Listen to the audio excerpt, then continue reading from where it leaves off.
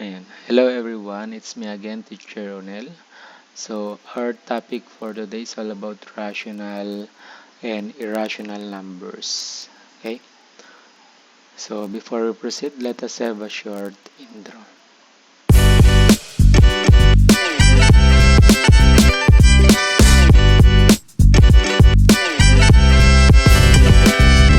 Okay, so let's start po with rational numbers. So when do we say rational numbers? These are numbers that can be expressed as fraction.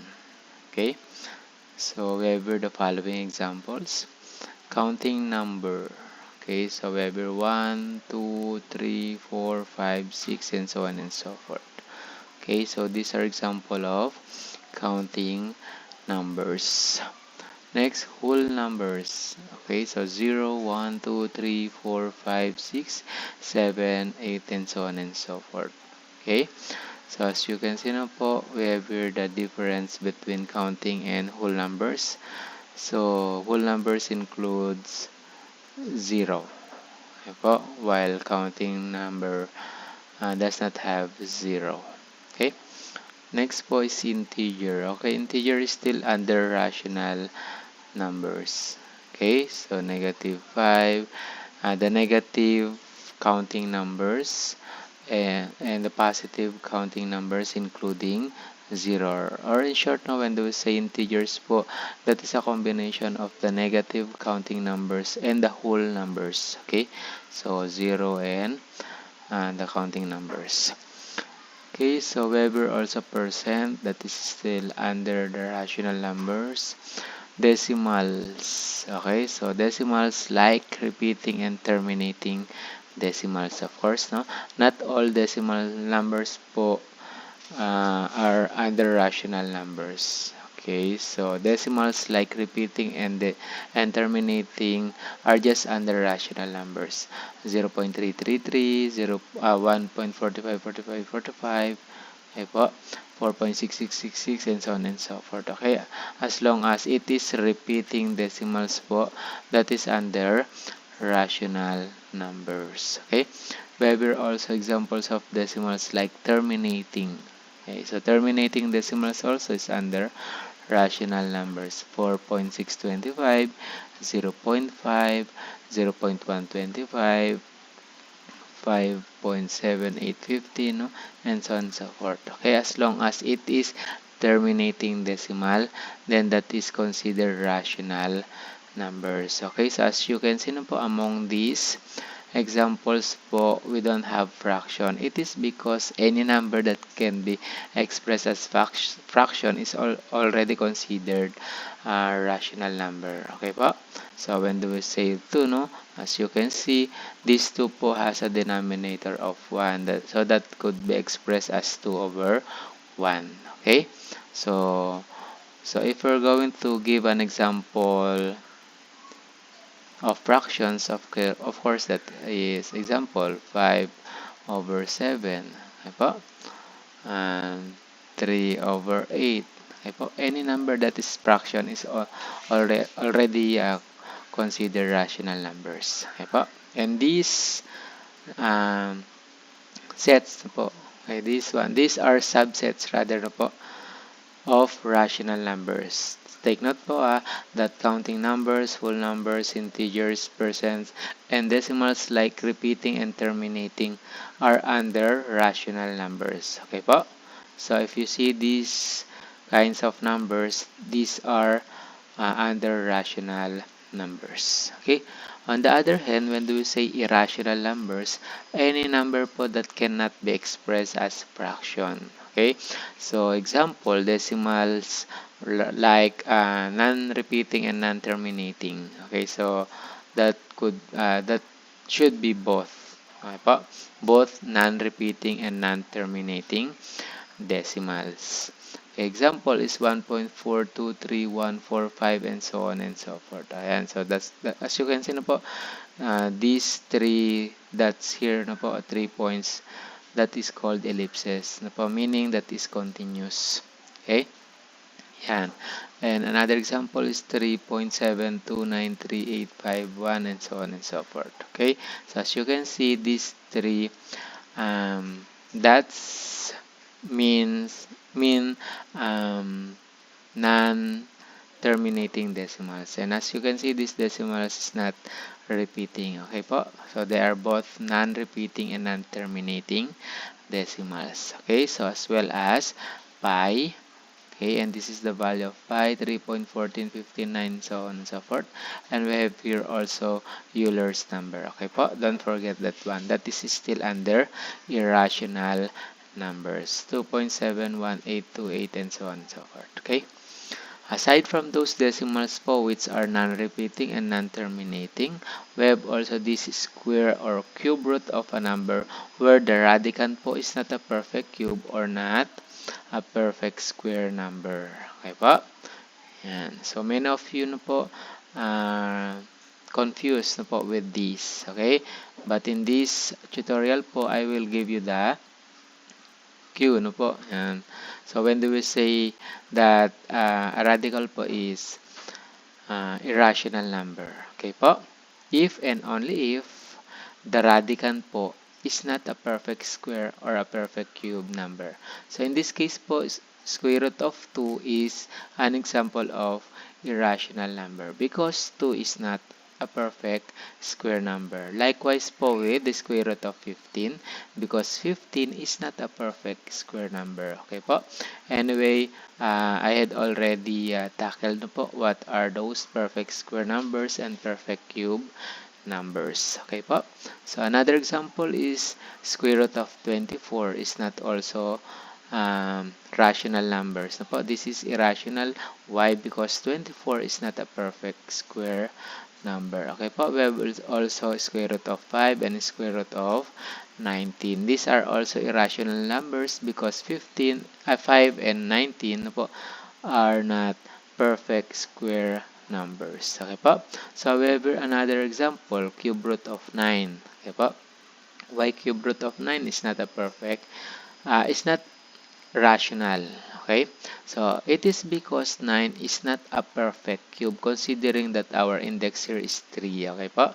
So, in short, since our radicand 9 is not a perfect cube number, then this will not result to exact whole number. Okay po? And that's why this is irrational numbers. Take note that 9 is a perfect square. Okay po? So, if the given radical is square root of 9, then that will give you rational number. But in this case po, cube root of 9. Okay po? So, I'll repeat po, since 9 po here is not a perfect cube number, then this is irrational. Okay? Another, cube root of 12 is also irrational number because 12 po is not a perfect cube number. And likewise with the cube root of 25. It is also irrational numbers. Okay ba? Okay, because 25 is not a perfect cube number. But 25 is a perfect square. Okay ba? Yan. So, I hope that is clear. Okay? So, if that is clear, let us try this. Yan. So, which of the following is an irrational number? So, is it A, 1/3, B, 3.141592, or the value of pi, C, 222, and D, negative 7. Okay po? So, let us see the choices. No po? Yan. So, as you can see, we are choosing which is irrational. 1/3 is already in its fraction form, right?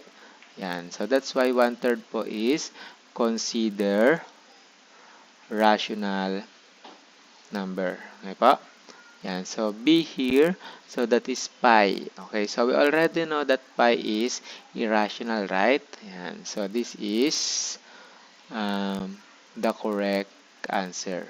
Yan. So, 2 here is rational and negative 7 is an integer, still under rational number. Okay po? Next. Okay, let us try this.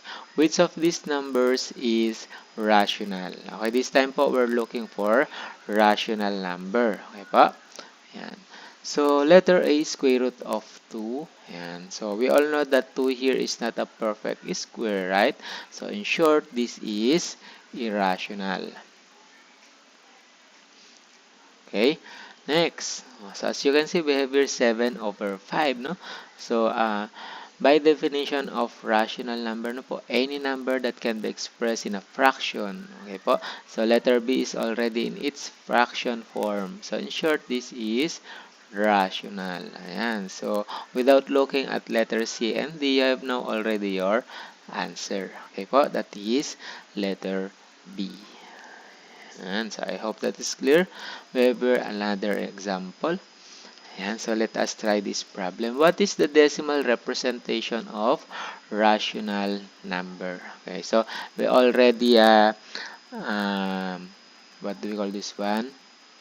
Tackle, no po, which among the decimals, no po, is under rational and under irrational numbers. Okay po?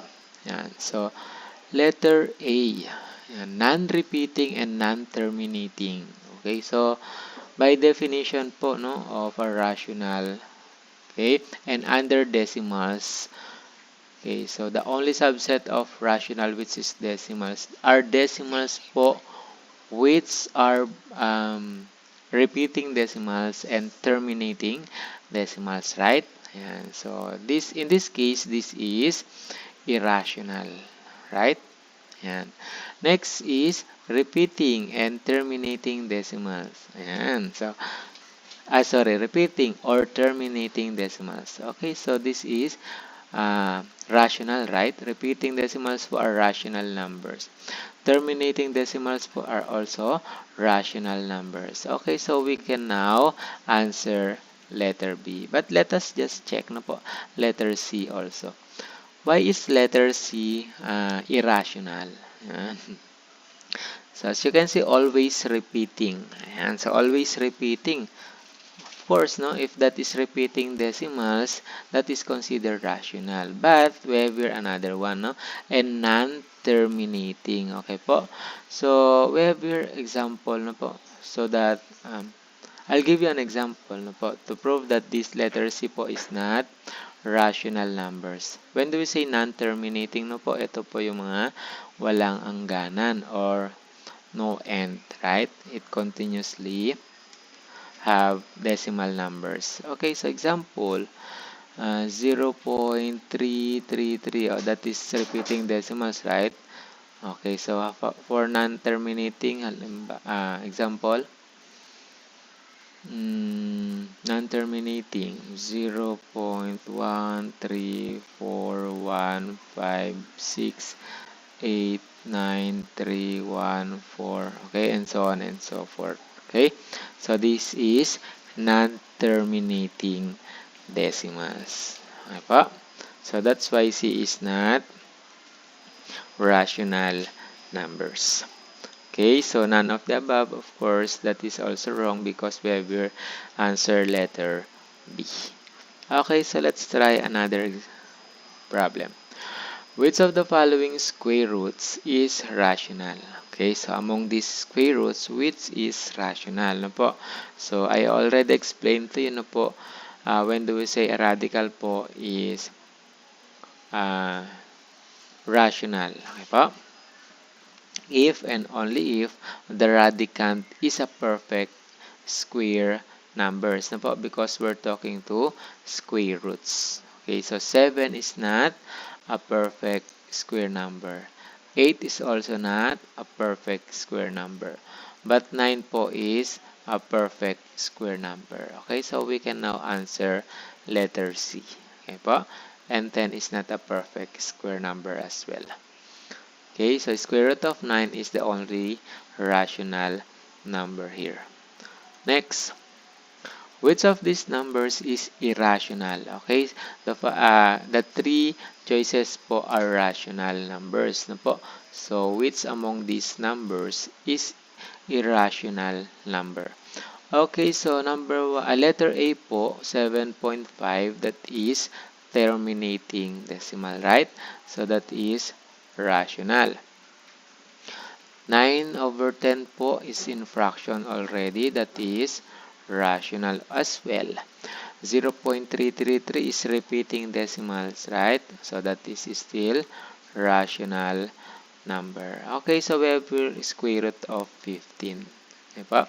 15 is not a perfect square number. So our answer here is letter D. Next. Okay, which of the following is rational number? Okay, so among these choices po, the three are irrational numbers. Okay pa? Ayan. So, letter A, pi is considered irrational number, right? Ayan. So, we're looking for the rational number. Letter B, negative square root of 16. Ayan. So, we already know that 16 is a perfect square number, right? And the square root of 16 po is equal to 4. And then we just simply copy the negative there. Okay, so this is integer. And integer po is under rational number. So, in short, we're looking for this choice. Okay po? So, our answer here is B because negative square root of 16 is a rational number. Okay? So, if that is your final answer, then don't look at letter C and D already, no? And so, if you're running out of time. But if you have still time, then you can just check if C and D are still irrational numbers. Next, which of these is not a rational number? Okay, so in short, you're looking for irrational numbers. Okay po? Not rational numbers. So, you're looking for irrational numbers. The three choices po are rational and which is not. Okay, letter A po, 7 over 8 is already in fraction. That is rational. Next, negative 5.25 is example of terminating. So, that is still rational. 0.10 is example of repeating. That is still rational. Okay? And we have here letter E, or that is Euler's number. Okay? So, I had already given to you, the value of this Euler's number, right?